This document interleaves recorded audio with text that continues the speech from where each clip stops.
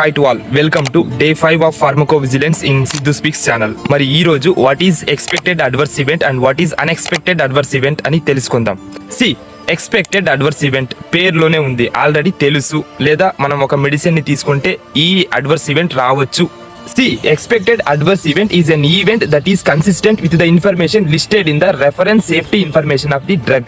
ఇప్పుడు reference safety information అంటే ఏంటి?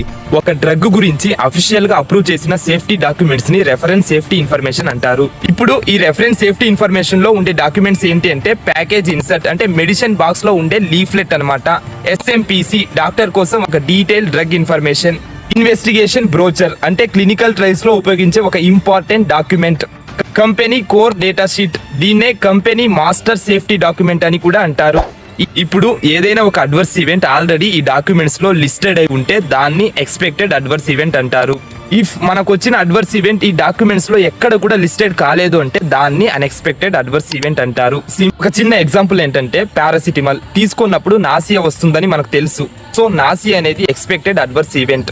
బట్ అదే పారాసిటమాల్ వల్ల సివియర్ లివర్ ఫెయిల్యూర్ అయిందనుకోండి, దాన్ని అన్ఎక్స్పెక్టెడ్ అడ్వర్స్ ఈవెంట్ గా కన్సిడర్ చేస్తాము.